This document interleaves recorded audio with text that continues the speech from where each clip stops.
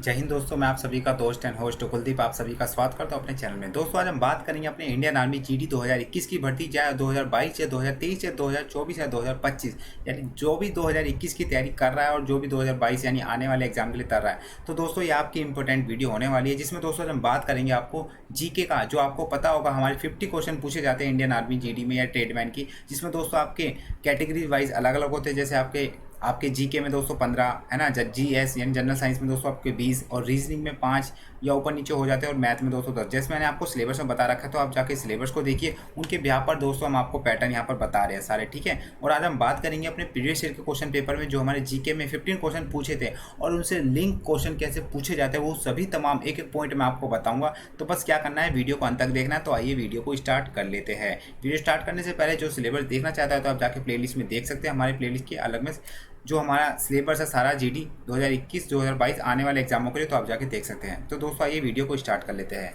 ये previous year का question paper है जो दोस्तों जिसमें सभी क्वेश्चन पूछे गए थे इंपॉर्टेंट, और इनसे लिंक जो क्वेश्चन कैसे बनते हैं और आपके कैसे पूछे जाएंगे वो भी आपको मैं बताऊंगा, ठीक है। तो सबसे पहला क्वेश्चन है, पंचशील समझौता किन देशों के बीच हुआ, यानी Panchsheel agreement was sign between which countries. तो सबसे पहले तो भैया आप मतलब समझना वर्ड का, यानी पंचशील समझौता, समझौते का मतलब आपस में कोई दो किसी चीज़ को लेकर विवाद हो रहा है, जब आपस में उसको सुलझा ले तो समझौता कहते हैं। ऐसी पंचशील यानी 5 बातों पर हुआ था।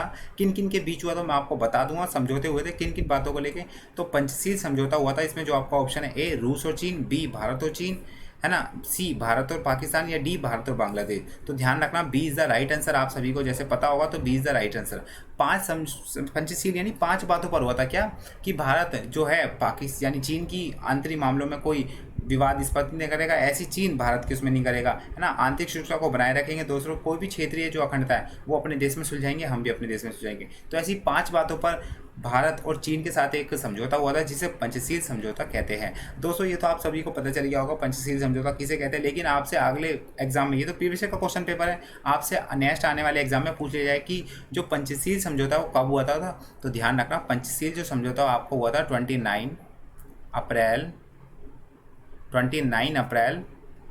1954, यानी अपना कॉन्स्टिट्यूशन जब लागू हुआ था 1950 में हुआ था। आपको पता है 26 जनवरी, उससे 4 साल बाद, यानी दोस्तों 1954 में अपना जो पंचशील समझौता हुआ था किन किन के बीच, भारत और चीन के बीच। आपको ना ऐसे ही लिंक करके क्वेश्चन पढ़ने हैं, ये ऐसे पूछे जाएगा। तो ध्यान रखना, ये एडिशनल इन्फॉर्मेशन है, आपको ऐसे ही लिंक करके पढ़ना पड़ेगा। चलिए अगले क्वेश्चन में बात करते हैं। अगला क्वेश्चन है आपके सामने, भारतीय नौसेना का मुख्यालय कहाँ है। तो where is the headquarter of Indian navy. आपको ऑप्शन है, A Mumbai, B Visakhapatnam, C Chennai और डी दिल्ली। तो ध्यान रखना, जैसे आप सभी को बताया कि इंडियन आर्मी में भर रहे हो, तो जाहिर सी बात है कि इंडियन आर्मी, नेवी और आपकी 3 विंग है ना। तो आर्मी के जो भी हेड क्वार्टर है वो भी आपको बताऊंगा। जैसे आर्मी के आपको पता होगा 7 होते हैं, बेसिक से बताऊंगा ट्रिक के साथ, ठीक है। और भारतीय नौसेना का यहाँ पर जैसे क्वेश्चन पूछा गया है प्रीवियस में, आपको ही बताना है। तो भारतीय नौसेना का जो मुख्यालय कहाँ पर है, जैसे आप सभी को पता होगा, तो इसका जो राइट आंसर होगा, तो ध्यान रखना राइट आंसर क्या होगा, न्यू दिल्ली में। यानी जो भी हमारा आर्मी, नेवी, एयर, उनका जो मेन हेड क्वार्टर है वो ध्यान रखना कहाँ पर है, वो है न्यू दिल्ली में है। लेकिन अलग अलग कमांड भी है अलग अलग जगह, जैसे आपको पता होगा इंडियन आर्मी में 7 कमांड है, ट्रेनिंग कमांड, साउथर्न कमांड। तो ऐसी ध्यान रखना, भारतीय नौसेना में भी कमांड है, तो ध्यान रखना दिल्ली में हेड क्वार्टर है, ध्यान रखना। और जो भारतीय नौसेना की ना 3 कमांड है, कितनी, 3 कमांड। तो ये भी आपको ध्यान रखना, आपको ना लिंक करके पढ़ना है। वो सारे में क्वेश्चन जो भी यहाँ पर 15 क्वेश्चन है वो आपको मैं सारे बताऊंगा, ठीक है, लिंक करके। तो 3 कमांड है कौन कौन सी, पहला बात करूँ तो मैं शॉर्ट फॉर्म में लिख रहा हूँ,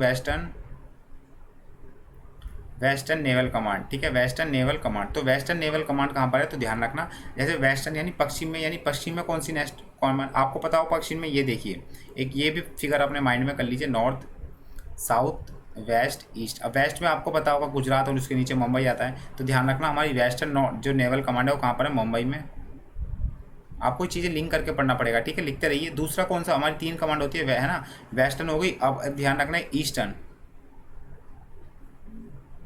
ईस्टर्न नेवल कमांड। अब देखिए ईस्टर्न यहाँ पर आ रहा है ईस्ट की तरफ, तो ईस्ट की तरफ कौन सा आ रहा है, यानी आपको यहाँ पर पता होगा आंध्र प्रदेश। हमने ये वाला इलाका बनाते हैं ना, ये वाला, तो आंध्र प्रदेश। आंध्र प्रदेश में कौन सा, जैसे आपको पता है यहाँ बनना है विशाखापट्टनम, ठीक है। तो ईस्टर्न कमांड कहाँ पर होगी, विशाखापट्टनम में, ओके, विशाखापट्टनम, ये आपको ध्यान रखना है। तीसरी कमांड कहाँ होगी, तो ए है ना, दूसरी और तीसरी। तो तीसरी कहाँ होगी, ध्यान रखना, तीसरी है साउथर्न कमांड। कौन सी, साउथर्न नेवल कमांड। तो कहाँ पर है, साउथर्न यानी नीचे की तरफ, यानी आपको पता होगा यहाँ पर केरल है ना, इधर कोची, तो भैया कोची में है, ठीक है, ध्यान रखना है। कहाँ है, तो कोची में है।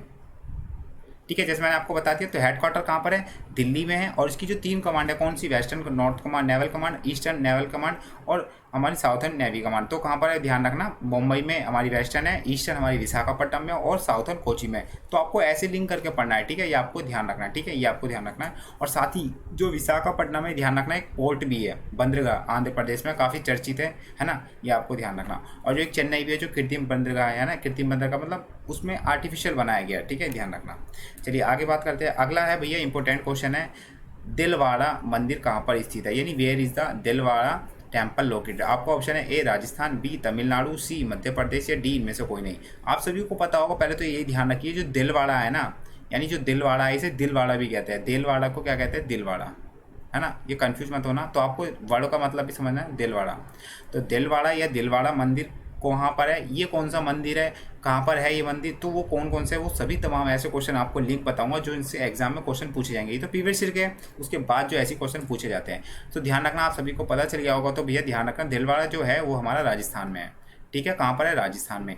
और एक चीज़ और ध्यान रखना, जो हमारा दिलवाड़ा मंदिर है, कौन सा, दिलवाड़ा मंदिर, तो भैया जो दिलवाड़ा मंदिर है, ये ध्यान रखना, पहले तो कौन सा मंदिर है भैया, कौन से भगवान का समर्पित है, बौद्ध धर्म है, हिंदू धर्म है, जैन धर्म है, किसको धर्म को समर्पित है, तो भैया ध्यान रखना, जो दिलवाड़ा मंदिर है वो जैन धर्म को समर्पित है।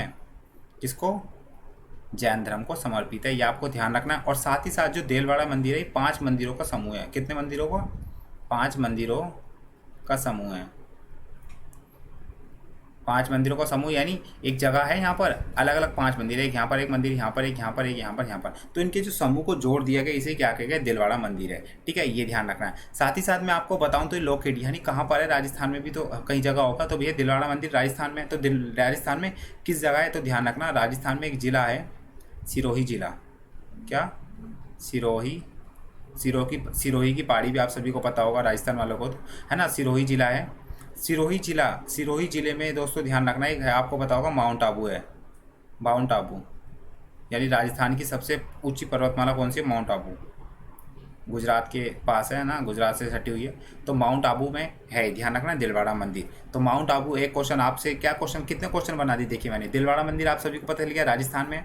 भैया कौन से मतलब धर्म को समर्पित है, जैन धर्म को समर्पित है, 5 मंदिरों का समूह है, आपसे पूछ लिया जाएगा कि वो कौन सा मंदिर है जो 5 मंदिरों का समूह है, तो आपसे ऑप्शन में पूछ लिया जाएगा, ये हो गया 5 मंदिरों का समूह। साथ ही साथ कहाँ पर है, तो ध्यान रखना, सिरोही जिले में, कहाँ पर, माउंट आबू में। और राजस्थान की सबसे ऊँची जो वो है पर्वत, तो कौन सी है, माउंट आबू है। तो कितने क्वेश्चन मैंने आपको एक साथ बता दी, तो आपको ऐसे ही क्वेश्चन पूछे जाते हैं, ध्यान रखना, प्रीवियस ईयर में। तो जितने भी आप प्रीवियस ईयर होंगे मैं आपको सेंड भी करूँगा सारे प्रीवियस ईयर, तो आपको ऐसे पूछे जाएंगे, ठीक है। तो वीडियो अच्छी लग रही हो तो प्लीज़ एक बार ना लाइक जरूर करना, ठीक है। चलिए अगले क्वेश्चन पे चलते हैं।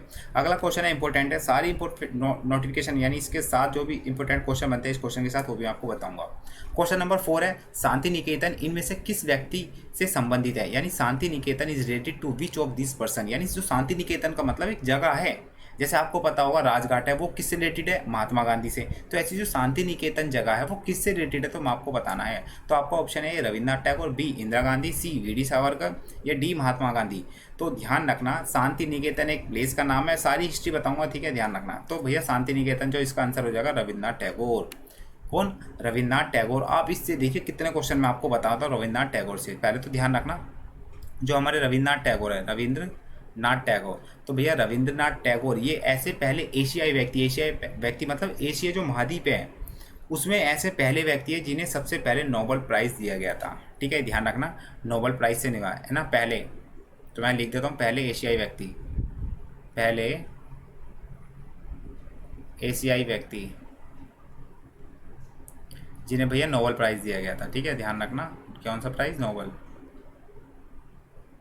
तो ऐसे एशियाई के पहली है व्यक्ति कौन, हमारे रविन्द्रनाथ टैगोर, जिन्हें नोबेल प्राइज़ मिला है, ठीक है, ध्यान रखना। साथ ही साथ भैया इन्होंने बांग्लादेश, आपको लिंक करना है, ठीक है, बांग्लादेश प्लस इंडिया का भैया क्या लिखा है, राष्ट्रीय गान लिखा है, नेशनल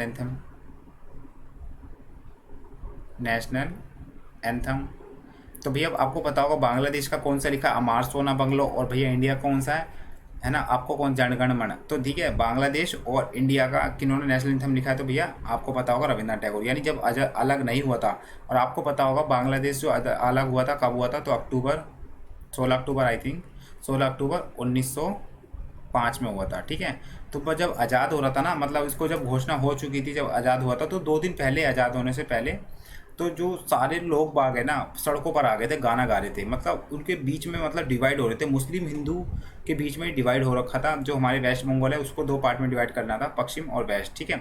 जो हमारा वेस्ट है, जिसे आज हम पश्चिम बंगाल कहते हैं, वहाँ पर हिंदू कम्युनिटी यानी जो सनातन धर्म के हैं, है ना, वो भी ध्यान रखना, वो हमारे अलग कर दिए थे। तो लॉर्ड कर्जन जो सबसे हेटेड वायसराय भी कहा जाता है, तो आपको ये भी ध्यान रखना है सबसे हेटेड वायसराय कौन था, लॉर्ड कर्जन था, जिसके द्वारा भैया बंगाल को 2 भागों में विभाजित कर दिया गया। यहीं से फूट डालो शासन करो नीति थी वो भैया। जो बंगाल यानी जो हमारे वो थे ना सारे ब्रिटिश, वो कोई नहीं चाहते थे कि भारत में एकता हो या राष्ट्रीय यानी नेशनलिज्म की भावना पैदा हो, ठीक है। वो विद्रोह से बहुत डरते थे, आपको ये ध्यान रखना है, ठीक है। रविन्द्रनाथ टैगोर, और जो ध्यान रखना, जो शांति निकेतन था, ये शांति जो निकेतन था, जो आपका जगह, या इनके एक वो पुत्र, इनके जो बात करें तो इनके पिता थे, इनके पिता का नाम आपको मैं बताऊं, इनके पिता का नाम था देवेंद्रनाथ टैगोर, ठीक है। सारी चीज़ पूछी जाती है आपसे एग्जाम में, ठीक है, ध्यान रखना। देवेंद्रनाथ टैगोर था।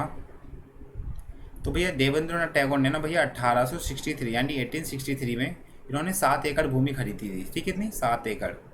तो भैया जो 7 एकड़ भूमि खरीदी थी उसे ही कहते थे शांति निकेतन। और इस शांति निकेतन में ही इन्होंने एक आश्रम की स्थापना करी थी, कौन से, शांति निकेतन की, ठीक है। इन्होंने आश्रम की स्थापना करी थी, स्थापना किसकी करी थी, शांति निकेतन की, शांति निकेतन की स्थापना करी थी। साथ ही साथ ध्यान रखना, जब इनकी डेथ हो गई थी यानी रविन्द्रनाथ टैगोर के पिताजी की, देवेंद्रनाथ टैगोर की, तो भैया जो रविन्द्रनाथ टैगोर ने शांति निकेतन में ही एक स्कूल की स्थापना करी थी, यानी स्कूल या जिसे यूनिवर्सिटी कहते हैं, ठीक है, ध्यान रखना, यूनिवर्सिटी, एक स्कूल की स्थापना करी थी जिसका नाम था विश्व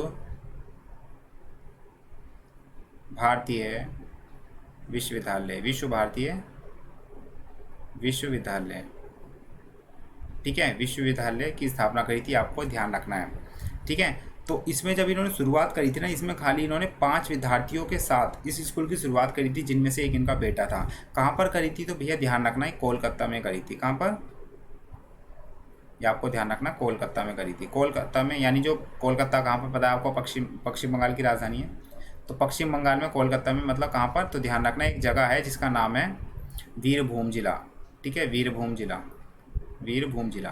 तो आपको इतने मैंने क्वेश्चन बता दिए, क्वेश्चन ऐसे ही पूछे जाता है, ठीक है। कभी भी कोई भी चीज़ पढ़ो ना, उनके पीछे 3 चीज़ जरूर याद रखना, एक तो उसकी हिस्ट्री, एक उसका रिवीजन, किसी चीज़ का रिवीजन करो, और उसके ऊपर एक डिसीजन। ये 3 मस्ट नेसेसरी है किसी भी क्वेश्चन को याद करने के लिए, ठीक है। आगे बात करते हैं। अगला क्वेश्चन है भैया इंपॉर्टेंट, ब्राज़ील किस पदार्थ का सबसे ज़्यादा निर्यातक करता है, यानी what substance does Brazil export the most. तो आपका ऑप्शन ए चावल, बी कॉफ़ी, सी चीनी, या डी गेहूँ। तो आप सभी को पता होगा जैसे ब्राज़ील कहाँ पर आता है, तो भैया ध्यान रखना, ब्राज़ील जो आता है आपको पता होगा हमारे जो नॉर्थ कॉन्टिनेंट है, यानी जो उत्तर अमेरिका, नॉर्थ अमेरिका कॉन्टिनेंट है, उसमें आता है सबसे बड़ा, है ना। और विश्व में कौन सा है, तो ध्यान रखना, जैसे आपको पता होगा एक हमारी ट्रिक है रुक कुबा, यानी रुक, ये आपको ध्यान रखना है, रुक क्यूबा, रुक क्यूबाई। तो भैया देखिए, अब रुक का यानी क्या हो जाएगा, रशिया, है ना, ये ध्यान रखना, सबसे बड़ा मैं बता रहा हूँ रशिया। और के से हो जाएगा कनाडा, दूसरा कनाडा होगा। सी से क्या हो जाएगा, चाइना। चौथा से हो जाएगा यूएसए, और 5वें से हो जाएगा ब्राज़ील। ए से हमारा हो जाएगा ऑस्ट्रेलिया, ठीक है, ऑस्ट्रेलिया। और आई से क्या हो जाएगा, इंडिया। तो इंडिया 7वें पे है, ब्राज़ील 5वें नंबर पे, ठीक है, ध्यान रखना। लेकिन सबसे बड़ा अगर पूछा जाए नॉर्थ में, यानी which country is the largest in the north America और साउथ अमेरिका कॉन्टिनेंट, तो ध्यान रखना कहाँ पर है, तो ब्राज़ील में होगा। यानी साउथ अमेरिका जो दक्षिण अमेरिका कॉन्टिनेंट है उसमें सबसे बड़ा जो राज्य है यानी देश है वो कौन सा, ब्राज़ील है, ठीक है, ध्यान रखना। तो ब्राज़ील जो है वो सबसे ज़्यादा मतलब किस लिए फेमस है, ध्यान रखना, कॉफ़ी के लिए फेमस है। तो आपका क्या आंसर होगा, बी, यानी कॉफ़ी के लिए फेमस है, ध्यान रखना, कॉफ़ी के लिए फेमस है। और ये ध्यान रखना कितने सालों से, तो भैया 150 सालों से, 150 सालों से, यानी आज से 150 साल पहले अभी तक ये कॉफ़ी का सबसे बड़ा निर्यात है, यानी सबसे ज़्यादा यहाँ पर निर्यात करता है। भारत भी है, किसका, असम में होती है चाय में, है ना। और मसालों की खेती आपको पता होगा कोची में होती है जैसे, है ना। तो भैया चाय भी होती है असम में, लेकिन चाय का एक्सपोर्ट भारत इसलिए नहीं करता भैया, इंडिया वाले सुबह उठो चाय और, है ना, शाम को उठो तो चाय, तो इसलिए ज़्यादा कर नहीं पाता। इसलिए जो चाय जो है श्रीलंका, वो सबसे ज़्यादा वो निर्यात कर रहा है चाय का, ठीक है, ध्यान रखना। तो कॉफ़ी में, ठीक है, 150। और साथ ही साथ ध्यान रखना जो ब्राज़ील है इसे भैया सांपों का देश कहा जाता है, सबसे ज़्यादा सांप पाए जाते हैं, है ना, सांपों का देश, सांपों का देश कहा जाता है ब्राज़ील को, इसलिए भैया जो हमारा नॉर्थ अमेरिका कॉन्टिनेंट है उसे ही ध्यान रखना सांपों का देश कहा जाता है। ठीक है, ये ध्यान रखना। और बात करें आगे इसकी कैपिटल क्या है, तो कैपिटल है इसकी ब्रासीलिया। क्या? ब्रासीलिया। ब्रासीलिया। और यहाँ पर भैया आपको पता होगा जैसे अमेजन के जंगल है, जैसे आपको पता होगा जो भूमध्य सागर पर है वहाँ पर। ठीक है, यहाँ पर एक सबसे बड़ी मतलब नदी है, मतलब काउंट की जाती है विश्व में बड़ी, तो यहाँ पर नदी है कौन सी? अमेजन नदी। अमेजन नदी जो काउंट की जाती है सबसे बड़ी तो है कौन सी? कील नहर है। ठीक है, नील नहर जो अफ्रीका में।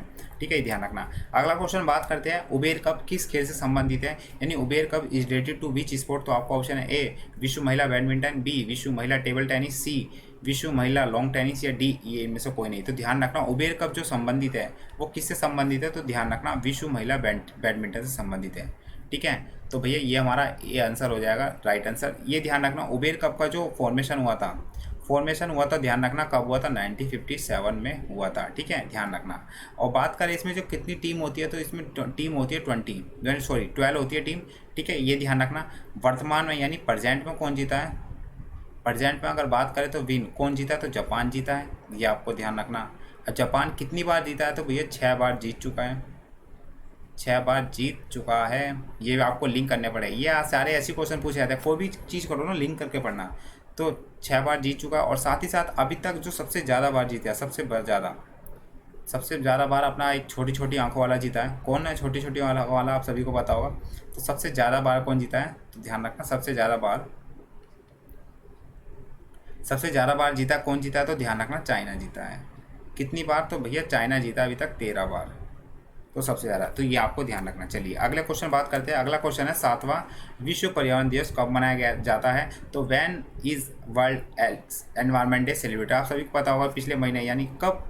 पिछले महीने यानी आज मैं बात कर रहा हूँ, यानी इससे पिछले महीने कौन सा? तो जून था। तो ध्यान रखना, तो भैया 5 जून को बनाया जाता है। ठीक है, 5 जून को बनाया जाता है सेलिब्रेट। ध्यान रखना इसकी जो शुरुआत हुई थी, यानी इसकी जो शुरुआत हुई थी कब हुई थी, ये ध्यान रखना पहले तो। ठीक है, पूछ सकता है, ये तो हमें पता रहता है कि विश्व पर्यावरण दिवस कब बनाया था, लेकिन इसकी शुरुआत कब हुई थी?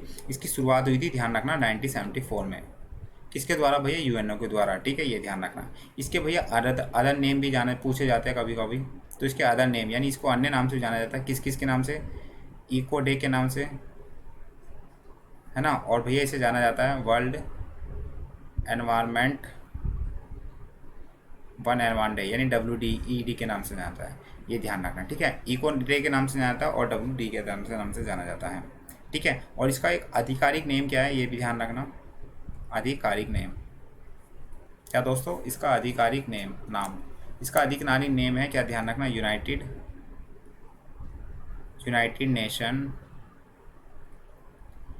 नेशन WED, यानी वर्ल्ड एनवायरनमेंट डे। ठीक है, विश्व पर्यावरण दिवस। ठीक है, ये आधिकारिक नेम थे सारे। मैं आपको ऐसे क्वेश्चन बता रहा हूँ जो लिंक क्वेश्चन पूछे जाते हैं। ठीक है, आपके एग्जाम में, तो आपको दिक्कत भी नहीं आएगी। ठीक है ना, कि मतलब अब इसका पढ़ लिया तो भैया रविन्द्रनाथ टैगोर का कौन से वो विश्व मतलब नोबेल प्राइज़ दिया था, उनके जो पिता का नाम मैंने आपको बता दिया, जैसे है ना देवेंद्र। तो ये सारी चीज़ आपको लिंक करके पढ़नी है, जैसे मैं आपको बता रहा हूँ। ठीक है, ध्यान रखना। अगला क्वेश्चन है बांग्लादेश की राष्ट्रीय मुद्रा किस नाम से जानी जाती है, यानी what is the national currency of Bangladesh नो एज। तो आपका ऑप्शन है ए रुपया, बी डॉलर, सी टका, या डी पैसो। तो आप सभी को पता होगा टका राजधानी है ना, ढाका राजधानी है बांग्लादेश की, आप सभी को पता होगा, है ना। तो मुर्शिद कुली खां जब एक शासक था, मुर्शिद जो कुली खां था उसके शासक काल में जो ढाका थी पहले, उसके बाद चेंज कर दी गई थी मुर्शिद कुली खां, है ना। तो ध्यान रखना। तो क्या उसका कैपिटल हो जाएगा? तो भैया सी इज द राइट आंसर। ठीक है, कैपिटल हो जाएगी, ये ध्यान रखना। इसका जो फॉर्मेशन यानी जो बांग्लादेश था वो कब बना था, आप सभी को पता होगा। जैसे मैं यहाँ पर एक मैप बनाता हूँ छोटा सा, आप सभी को पता चल जाएगा अच्छे से। ठीक है, जब 1905 में डिवाइड हुआ था, तो ये पाकिस्तान वाला हिस्सा था, है ना, पश्चिम वाला, वो पूर्वी पाकिस्तान और ये पश्चिम पाकिस्तान। तो भैया अपनी अधिकारी शक्ति चलाता था जब यहाँ पर भैया जो वो हमारे कौन थे, शेख मुजीबुर रहमान, वो यहाँ से जीते थे। तो भैया ऐसे में जीते थे, तो भैया यहाँ पर जो पाकिस्तान है यानी पश्चिम पाकिस्तानी से चिढ़ने लग गया, तो भैया ऐसे में विद्रोह हो जाता है। और यहाँ पर भैया भारत इनका सहायता करता है मुक्ति सेना के साथ, जो यहाँ पर बांग्लादेश के द्वारा बनाई जाती है ना, जब पहले पाकिस्तान के समझा जाता है। और इसे भैया 1971 में इसे यहाँ से अलग करा दिया जाता है पाकिस्तान से। और भैया जो पाकिस्तान है इसने भैया 1972 में इसे ऑफिशियल रूप से मान लिया। हाँ, जो बांग्लादेश है यानी जो उसका पूर्वी पाकिस्तान था उसे हमने क्या, हमारा है ही नहीं भाग। तो भैया उसके बाद 1971 के युद्ध के बाद भैया ध्यान रखना ये जो है बांग्लादेश का नया रूप आ गया था, ठीक है, ये ध्यान रखना। तो भैया भारत की पूरी सहायता रही थी, ठीक है, इंदिरा गांधी के समय, ठीक है, ये आपको ध्यान रखना। अगला क्वेश्चन है संयुक्त राष्ट्र संघ किस साल बना, यानी in which year was the United Nation Federation form. तो आपको ऑप्शन है 1945, 1946, 1947, 1948। तो ध्यान रखना आप सभी का आंसर होगा क्या, 1945 को, है ना, अक्टूबर 1945, ठीक है, ये आपको ध्यान रखना। यानी 24 अक्टूबर 1945 को यहाँ पर स्थापना हो चुकी थी, ठीक है, ये आपको ध्यान रखना। साथ ही साथ आपको बताऊं अभी तक इसमें जो टोटल, यानी जब ये बना था, तो जब ये बना था यानी इसकी जो शुरुआत हुई थी जब इसमें 50 देशों के साथ ये बना था, यानी 50 देशों का समर्थक था पूरे विश्व में जब इसका संवाद किया था। लेकिन अगर वर्तमान में पूछा जाए तो भैया वर्तमान में 119 देशों का ये समर्थक है, यानी इसमें 190 देश इसमें पार्टिसिपेट कर रखे हैं, ठीक है, ये आपको ध्यान रखना है। साथ ही साथ इसमें जो लैंग्वेज यानी किन किन भाषाओं का यहाँ पर यूज़ किया जाता है, तो आधिकारिक लैंग्वेज 6 मैं आपको बताऊँगा एक कौन कौन सी। तो यहाँ पर लैंग्वेज है 6 लैंग्वेज है, कौन कौन सी। तो पहली जो लैंग्वेज है वो ध्यान रखना अरबी, ठीक है, दूसरी बात करें तो चीनी, तीसरी बात करें तो भैया अंग्रेजी, लिख लेना है, ठीक है, ऐसे पूछे जाता है कौन सी लैंग्वेज जो इनमें संयुक्त राष्ट्र संघ की नहीं है, ठीक है, अंग्रेजी हो गई, उसके साथ भैया फ्रांसीसी, फ्रांसीसी हो गई, 4 हो गई, उसके बाद भैया रूसी और साथ ही साथ स्पेनी। तो ठीक है 6 लैंग्वेज है जो आधिकारिक रूप से यहाँ पर यूज़ की जाती है यानी बोली जाती है, ठीक है, ध्यान रखना। अगर बोली जाए इन 6 में से सबसे ज़्यादा मतलब जो मतलब ऑफिशियल यहाँ काम में ली जाती है तो कौन कौन सी ली जाती है, एक तो भैया अंग्रेजी ली जाती है और साथ ही साथ फ्रांसीसी ली जाती है। तो ये 2 सबसे ज़्यादा ली जाती है, लेकिन जो ऑफिशियल है यूएनओ के अलावा तो 6 डेफिन मतलब जो लैंग्वेज है मैंने आपको बता दी, आपको ध्यान रखना है, ठीक है। इससे पहले जो यूएनओ था, इससे पहले यानी इससे पहले एक हमारा लीग ऑफ नेशन था, आप सभी को पता होगा league of nation. League of nation था भैया जो हमारे फर्स्ट वर्ल्ड वार को रोक नहीं पाया था। इसके बाद यहाँ ना 1945 यानी सेकेंड वर्ल्ड वार के बाद जो यूएनओ की स्थापना की गई थी, ठीक है, ध्यान रखना। तो जो इससे पहले लीग ऑफ नेशन था मतलब इसलिए बनाया गया था ताकि जो मतलब आपस जो सभी देश यानी विश्व में उनको शांति स्थापित करे। तो भैया लीग ऑफ नेशन उसमें असफल रहा था, इसके बाद ही यूएनओ की स्थापना हुई थी 1945 में, ठीक है, आपको ध्यान रखना है। चलिए अगला क्वेश्चन जो ये रविन्द्रनाथ टैगोर जी के बारे में आ गया, ठीक है। अब देखिए बांग्लादेश का राष्ट्रीय गान किसके द्वारा लिखा गया था, यानी who wrote the national anthem of Bangladesh. मैं आप सभी को बता रहा हूँ प्रीवियस का क्वेश्चन पेपर है, देखा अब इससे पहले जो क्वेश्चन था शांति निकेतन वाला वो भी रविन्द्रनाथ टैगोर का, मैंने सारे लिंक बता दिए। नोबेल प्राइज उनके द्वारा कौन सा स्कूल की स्थापना की थी, है ना, विश्व भारतीय विश्वविद्यालय, ये सभी कब किया, कितने छात्रों के साथ हुआ था वो मैंने आपको बता दिया। तो ऐसे क्वेश्चन पढ़ने पड़ते हैं, ठीक है, लिंक जो मैंने आपको बता दिया। तो आपको ऑप्शन जैसा पता ही चल गया होगा तो मैं आपको बताऊंगा, ठीक है। तो Rabindranath Tagore is the right answer, ठीक है। अमार 16 बंगलो लिखा था। बंकिम चंद्र चटर्जी ने कौन सा लिखा था, यानी उन्होंने राष्ट्रीय गान नहीं राष्ट्रीय गीत लिखा था, वंदे मातरम। महात्मा गांधी भैया इनको महात्मा की जो उपाधि दी थी, ये ध्यान रखना, महात्मा की जो इन्हें उपाधि दी थी किसने दी थी, रविन्द्रनाथ टैगोर जी ने दी थी, ठीक है, ये ध्यान रखना। और महात्मा गांधी जो थे आपको पता होगा महात्मा पिता यानी जिन्हें भारत के वो राष्ट्रपिता कहा जाता है, ठीक है, ध्यान रखना, बस इतना ही ध्यान रखना। आगे चलिए अगला क्वेश्चन है IAEC का पूरा नाम क्या है, what is the full form of IAC। तो आपका ऑप्शन है ए भारतीय परमाणु ऊर्जा आयोग यानी इंडियन ऑटोमेटिक एनर्जी कमीशन, अंतर्राष्ट्रीय परमाणु ऊर्जा आयोग यानी इंटरनेशनल ऑटोमिक एनर्जी कमीशन, या सी भारतीय विमानन अभियांत्रिक परिषद, है ना, aviation energy counselling of India, या डी इनमें से कोई नहीं। तो आपका ऑप्शन क्या हो जाएगा, डी, ध्यान रखना, भारतीय परमाणु ऊर्जा आयोग यानी इंडियन एटॉमिक एनर्जी कमीशन, यानी जो भी हमारे ऑटोमिक यानी जो परमाणु ये सभी तमाम होती है ना तो उसका हेड है, ठीक है, यानी इंडियन एटॉमिक एनर्जी कमीशन, ये ठीक है आयोग है, ठीक है, जो भी मतलब चीज़ें होती है। अगला क्वेश्चन बात करते हैं भारत के प्रथम उपराष्ट्रपति कौन थे, यानी who was the first vice president of India, ठीक है। तो आपका ऑप्शन है ए सी राजगोपालाचारी, बी डॉक्टर गोपाल स्वरूप पाठक, डी जाकिर हुसैन, या डी राधा रामकृष्ण। यह ध्यान रखना जो आपका डी है ना यहाँ पर डॉक्टर रामकृष्ण की जगह ध्यान रखना यहाँ पर है डॉक्टर सर्वपल्ली राधाकृष्ण, ठीक है, यह ऑप्शन गलत हो गया। तो सर्वपल्ली राधाकृष्ण, सर्वपल्ली राधाकृष्ण, तो ध्यान रखना आंसर भी क्या हो जाएगा, यही होगा डी, ठीक है। Sarvepalli Radhakrishna is the first vice president of India, ठीक है, कब, यानी जो हमारा फ्रीडम हुआ था ना 1947 के बाद आज़ादी मिली थी, तो उनके बाद भारत के पहले उपराष्ट्रपति कौन थे, तो ध्यान रखना डॉक्टर सर्वपल्ली राधाकृष्णन थे। और राष्ट्रपति कौन पूछा जाए तो आपको ध्यान रखना राजेंद्र प्रसाद। और पहले प्रधानमंत्री कौन थे? जवाहरलाल नेहरू। ठीक है, ये आपको ध्यान रखना, इससे ज़्यादा आपको ध्यान रखना। ठीक है, ये ध्यान रखना। अगला बात करें, चीन ने भारत पर कब आक्रमण किया था? तो when did China invited blockade India? तो भैया ध्यान रखना 1971, 1962, 1965 या 1965। ठीक है, ध्यान रखना। तो कब हुआ था, भारत ने करा था भैया, ध्यान मतलब भारत चीन ने भारत पर आक्रमण किया था। तो हमारा जो बी ऑप्शन है 1962 में, ये हमने भारत पर यानी जो पाकिस्तान है उस पाकिस्तान ने चीन ने जो भारत पर आक्रमण करा था। साथ ही साथ मैं आपको बता दूं, जो हमारा ये वाला इलाका है, यानी ये वाला जो इलाका मैं बात करूं, जो हमारा ये जम्मू कश्मीर वाला इलाका है, तो जो ये वाला इलाका इस पर भैया इसने अधिकार कर लिया था जब 1962 में। तो इसे कहा जाता है LAC। LAC का मतलब लाइन ऑफ एक्चुअल कंट्रोल। ठीक है, क्या? लाइन ऑफ एक्चुअल कंट्रोल,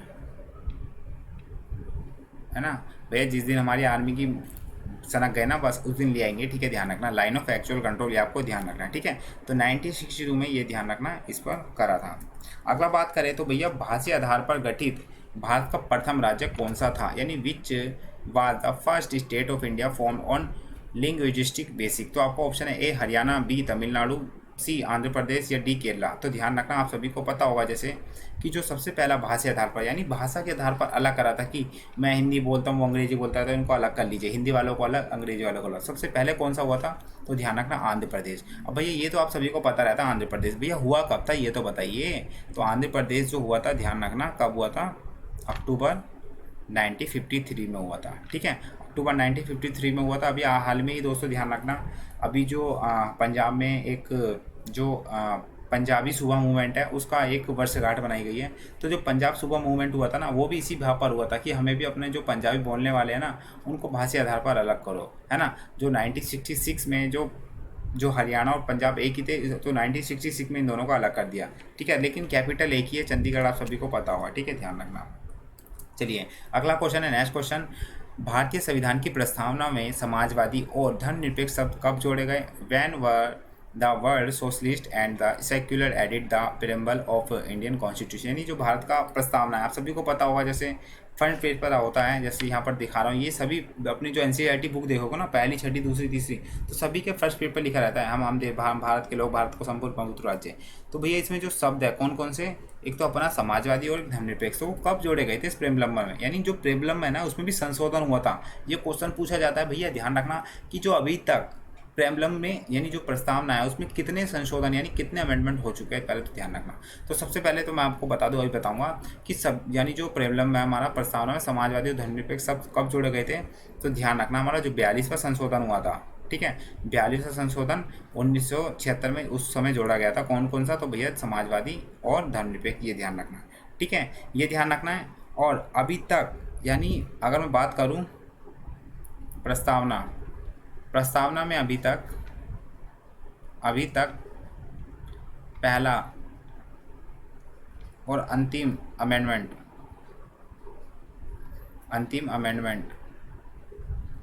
एक ही बार हुआ है। ठीक है, एक बार हुआ है। कौन सा हुआ है? तो भैया 42वां संशोधन और 1976, तो पहली बार हुआ है। ठीक है, एक ही बार। ठीक है, ये आपको ध्यान रखना है। इसकी जो अगर पूछा जाए, कई बार एग्जाम में क्वेश्चन पूछा जाता है कि जो कहाँ से ली गई थी, यानी जो प्रस्तावना है कहाँ से लिया गया था, प्रस्तावना कहाँ से ली गई थी? तो प्रस्तावना ध्यान रखना अमेरिका से ली गई थी। लेकिन भैया इसकी मूल भावना कहाँ से ली गई थी? यानी प्रस्तावना की